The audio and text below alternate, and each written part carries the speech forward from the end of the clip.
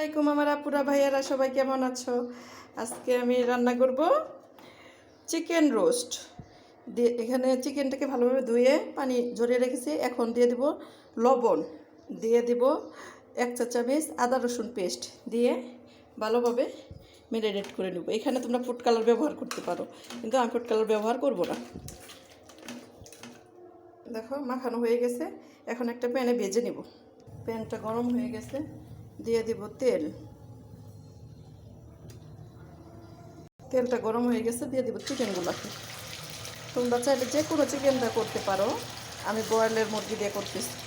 এখন চিকেনগুলোকে ভালোভাবে ভেজে উঠিয়ে নেব। চিকেনগুলো ভাজা হয়ে গেছে, এখন সবগুলো চিকেন উঠিয়ে নেব। চিকেনগুলো তোমরা বেশি ভাজতে যেও না, হালকা ভাজা। একবার বিয়ে বাড়ির স্বাদে আজকে আমি চিকেন রোস্টটা করে দেখাচ্ছি তোমাদেরকে। এখন উঠিয়ে নেব একবার সিম্পল কিছু মশলা দিয়ে।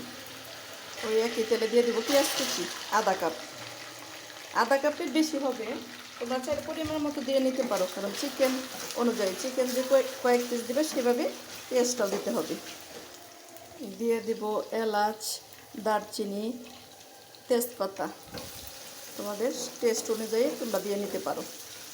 পেঁয়াজটা লাল হয়ে গেছে, অবশ্যই তোমরা পেঁয়াজটাকে লাল করে ভাজবা।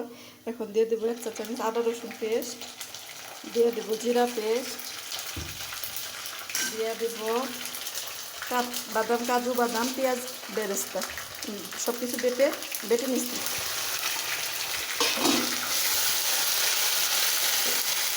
এখন দিয়ে দিব স্বাদ মতো পানিটা দিলে মশলাটা পড়ে যাবে না।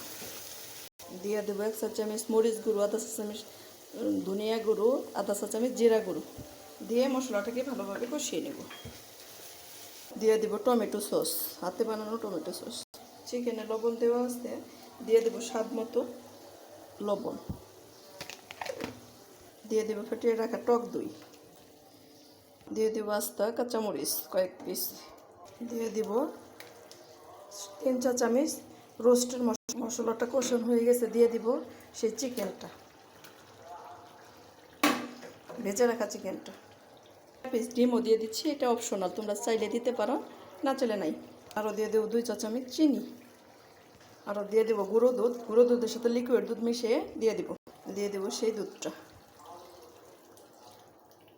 ডালটাকে নর্মাল তাপমাত্রা রেখে অবশ্যই ভালোভাবে চিকেনটাকে কষিয়ে নেবে তোমরা আস্তে করে।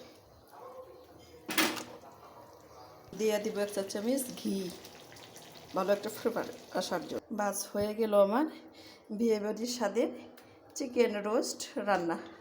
আমার রেসিপিটি যদি তোমাদের ভালো লাগে, আমার পেজটা ফলো করো, আমার ইউটিউব চ্যানেলটাকে সাবস্ক্রাইব করে দিও। সবাই ভালো থেকো, সুস্থ থেকো, আল্লাহ হাফেজ।